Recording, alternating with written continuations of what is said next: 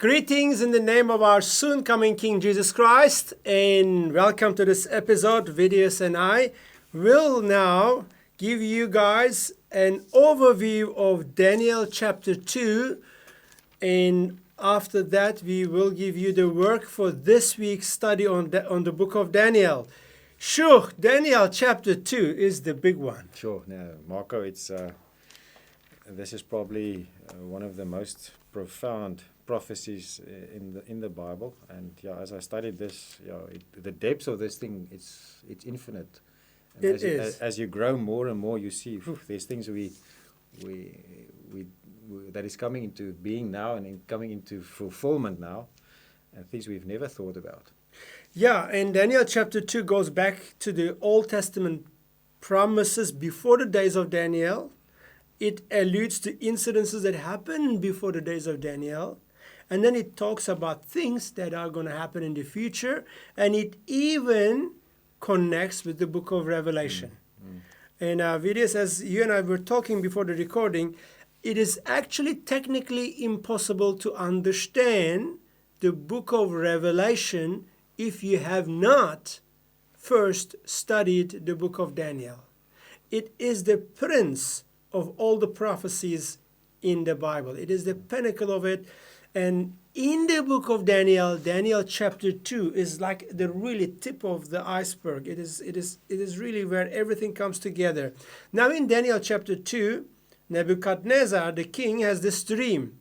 And nobody can interpret the dream. Nobody can tell him what the dream is. And in that process, Daniel comes and says, okay, I have the answer. But you were making a comment there, Vidius, how Daniel so graciously comes and says to the king, don't kill the other guys, don't kill nobody. He could have said, well, kill them, but save me, but he didn't do that. Yeah, it's interesting. Daniel, this is in the second year of King Nebuchadnezzar, so Daniel was still a young man, and he has this wisdom and this assurance, and it's like, when you come into verse, verse 24, he says, do not destroy the wise men of Babylon. Take me before the king. He says this to Arioch. And Arioch he's the captain of Nebuchadnezzar. And Daniel is a very wise, he's very diplomatic in this, but he has a different attitude than most other people. He's different. He's got a different spirit in him. And this is a very big example for us in these days that we are living in, to have a different spirit to what the world dictates. So Daniel, he first of all, look at what he says in verse 14. He says, and then Daniel, when he heard the decree of the king, he goes and he has counsel. Then he has counsel with counsel and with wisdom. And we were talking about that. What counsel and what wisdom does this young man have? He had a relationship with God. He had a wonderful relationship with the Lord. In Daniel chapter 1, we have already seen Daniel has this unique relationship with God. He walks in the counsel of God. He walks by the wisdom of God. So we have seen that in Daniel chapter 1 as an introduction to the character of Daniel. But in Daniel chapter 2, we see how that is actually playing out, how that kind of a relationship with God and a character in God is playing its course in Daniel's interaction with the king and the other guys. Now, but the big thing is the stream. This is the big thing. Nebuchadnezzar has the stream. No one has the answer to the king's demand besides Daniel. And Daniel comes before the king and says, well, only God can answer this. I have the answer, but only through God. And then there is this statue. In the statue, as you have read it, the Bible Daniel gives the statue, and then there also explanation.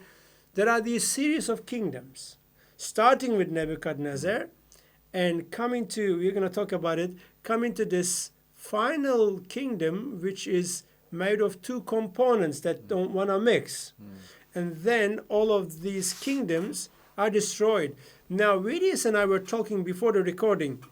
What we see in Daniel 2 is this series of human kingdoms that will be on earth. Not all the kingdoms are listed there, but I think the most significant ones that will be ruling the world until the end of the time. But right at the end of the time, there is this stone that is not cut by human hand that will come and crush at the feet of the kingdom, the statue, and destroy everything, and then replace that statue, meaning that replace all the kingdoms in the world. So basically what we see is those kingdoms represent all the kingdoms on earth that are going to be built by humans, be it the Roman Empire, be it the Persians, be it the Medians, and be it any other kingdoms, be it any other human kingdom, human government. None of the human governments on earth will be able to serve the purposes of God. And at the end, there's this stone that is going to be cut in heaven, not by human hands, that will come and destroy the statue. I see there the fulfillment of God's promise to King David and to Abraham, the kingdom from heaven that God promised to Abraham and King David. What do you say about that, Vidius? How do you see it? Yeah, it's. I think as we discussed, God gives us through this dream to Nebuchadnezzar, He gives us an overview of history from God's point of view. That there will be kingdoms on this earth that are humans, and then at the end, I mean, this is an interesting thing. If we just read in verse 43, I just want to read, as you saw iron mixed with ceramic clay, I'm reading from the New King James, they will mingle with the seed of men. Now, when you read that, immediately people doing Bible study will remember that there was a mingling of seed in Genesis 6. Exactly. Now, so there's again some reference here that this is Satan's, and I mean the first prophecy that God gave in the garden was, I will put enmity between the woman's seed and Satan's seed. And there's this everlasting fight for the seed of man and the seed of Satan. And this is again a reference, and as we're getting closer to the time, but they will not adhere to one another, just as iron does not mix with clay. Now, yeah, I don't know, but we don't get taught these things in most churches, but there's a Peter alludes to it, and Jude alludes to it, about the fallen angels that have left their first abode.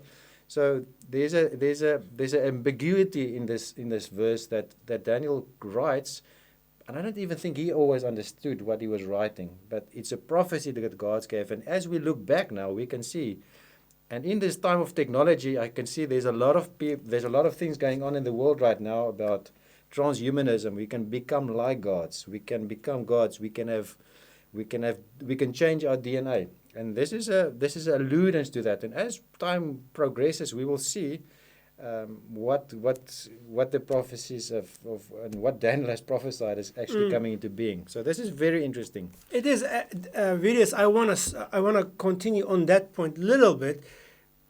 I think that is something that most people haven't heard. Most of us haven't heard in our churches and traditional Bible schools, because it's a little too much to imagine. Like, what have you been smoking? They will ask you if you say that. But yes, Daniel talks about two seeds that don't want to mix together, but standing together. And we see that happening in the Genesis chapter 6 narrative as well.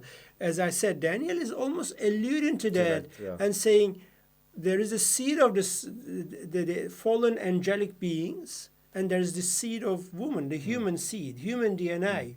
We know that before the flood, there was a global practice of mixing human, demon, and animal DNA and creating hybrid beings, transhumans, in other words. And that was the reason why God sent a flood. God sent the flood not because God just wanted to kill these people because of their petty crimes. No, the flood happened because they polluted the human DNA so badly that there was only one man and his wife that had the pure DNA. So that is what we know from studying carefully the book of Genesis.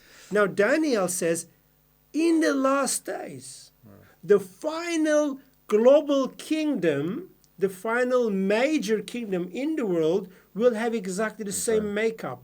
There will be the mixing of two seeds, although they will stand together and they will appear to be working together, but they won't really mix.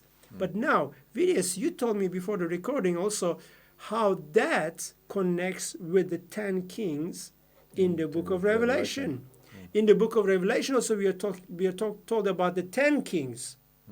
In Daniel talks about the 10 toes. And 10 kings and the 10 toes have the same makeup. They have this two parts trying to stand together, but they're not really mixing together. And I am now going to ask you this question. Have you ever wondered what will happen if the people who are trying to splice DNA and modify DNA and who are trying to create human 2.0, in other words, transhumanism, and they are already doing it actually. Have you ever wondered if they take over the whole world, what will they do? Could it be that Daniel is actually prophesying that the final global superpower will be made of 10 kingdoms, 10 kings who are of transhuman nature? Yeah. That is amazing stuff. Yeah. And then once those 10 kingdoms or 10 kings of transhuman nature, if I can put it in my own words, half human, half demon, and half animal maybe, as it was in the days of flood, before the flood, right at that time, there comes a stone that is not cut by human hands. And that is again in line with what God promised to Abraham in Genesis chapter 12, and then Genesis chapter 17, and then the same promise to King David in 1 Chronicles chapter 17, where God said, one day God is going to send a king from heaven who will also be a descendant of King David. And he will come and rule the whole world. He will bring the kingdom from heaven to earth. God's promised kingdom on earth. Now, that rock that will come and destroy the statue is no one other than Messiah himself. Amen. He is the Messiah. That rock you see there, my friends, in that statue, coming in that dream, coming and destroying that statue, is the Messiah. And Messiah will destroy all the human kingdoms. But the last human kingdom is the worst of all, with 10 kings made of transhuman kings, on 10 kingdoms made of 10 transhuman kings ruling the world. Yeah, it's interesting. I think I hear a lot of people. People struggle with the God of the Old Testament. But if you do not understand what happened in Genesis 6, so when God, he gave a prophecy, he said to Abram, I want the time of the Amorites, there's 430 years of the time of the Amorites until the iniquity of the Amorites are fulfilled. Now, what happened in those 400 years of exile when Abram and his descendants were in Egypt is that Satan had chance to again populate the land of Israel because he knew. He gave them 400 years. And in this time, there were giants. This is when the spies went out and they saw all these Anakim and they saw the Zunanim. They had different names. They saw the Nephilims again. They were there again. This is what happened then. And then God says, listen, I want you to destroy don't make, and people don't understand, these were not humans. There was again something that happened there, another incursion. And so people look at the Old Testament and say, but how can God just kill all these people? But there was something demonic and there's something spiritually off that was happening there. And God said, listen, I want you to destroy these women, children, everything. And so people don't... Can I pause you there, Yeah. brother? I agree with you. But then, if I take what you say, I agree with you fully, but I'm now becoming their advocate if they are coming with questions. So in the light of what you're saying, you're suggesting that there are maybe some people that look like people, that look just like us. They eat and they drink and they live with us. They talk like us, but maybe they're not human. Is that what you're suggesting? That is true. That is true. That is true. And this is why people, and this is what we are living in the times now, is that we must be very discernment. We must have the Spirit of God to discern. The only thing that distinguishes us from them is the discernment that we have. Is that these are the seed of the serpent, and as the days grow, these things are becoming more and more prevalent. But people are blinded because of teachings, and the enemy doesn't want us to know the truth. And even Jesus said to the Pharisees You are- on the day when, on the Palm Sunday, we just celebrated 2 weeks, last week, not the past Sunday, but the Sunday before, when Jesus entered Jerusalem on the back of donkey through the eastern gate of Jerusalem, all the people were shouting, Messiah, King of Israel, King of the Jews, Hosanna. They're welcoming him. But then as soon as Jesus entered the city by the eastern gate into the temple ground, he's confronted By the rulers. by the Pharisees, the religious rulers. They look Jesus in the eye and they literally tell him, we will not let you pass. We shall not let you pass. Then Jesus responds to them and says, you seed of vipers, Seed of the serpent. you seed of the serpent. Now, how can Jesus use such a strong word to ordinary humans? They were not ordinary humans. They were, even when Jesus arrived, they were there. They looked like human, they dressed like human, they talked like human, but they were the seed of the serpent. They were not the seed of the woman. So, friends, this might shock some of you if you have never heard these teachings before, but a careful study of the scripture shows that on earth, amongst the seed of woman, carrying the DNA of God, in the image of God, there is the seed of the serpent, living side by side. Even Jesus said, when his disciples asked him, what about the wheat that is growing in the field next to the tares next to the wheat? Yeah. Jesus said, no, don't pluck them out. Let them grow side by side. In the end, I will deal with it. So even there, the question of seed comes into picture. The subject of seed comes into question. So, Vidius, I agree with you, brother, and that is what we see in the Bible. There are two seeds here: the seed of the serpent, the seed of the woman. But in the last kingdom, with the 10 toes, according to Daniel's statue, those two seeds will merge. And they will create at least 10 kings to rule the world. In fact, in Revelation, we see the same thing. Those 10 kings, they give their power to the Antichrist. And then, so what we then understand is that final kingdom will be the kingdom of the Antichrist, where the 10 kings are giving their power to him, but all 10 of them are actually hybrid humans, transhumans, half human, half demon. And Jesus comes and destroys it all. We are, maybe you don't realize, but we are actually living in a cosmic realm here, in a supernatural realm. We are in it already. Yeah. So it's interesting the times we're living in, and we also, it was difficult for me as well. A couple of years ago when I started, and there's some teachers there, Ale Mazuli, Steve Quayle, that have really on the ways of the giant. So there's a lot of hidden stuff that has been hidden from people all over the centuries because it doesn't fit the narrative. But these are real things that were real and they roamed the earth. And so there's history there if people are willing to accept the truth and what is hidden. But as this was prophesied and this is going to happen again, and we're in that time now that it is happening. And so as we grow and as we learn, God has really given us his word, and as we learn and we take it, we can be prepared for the time ahead. Okay, here's the final word about that, brother. I got to say this. On Sunday, I was telling our church, certain people will never be able to bow down to Jesus, even if they know everything, even if you preach them all your life.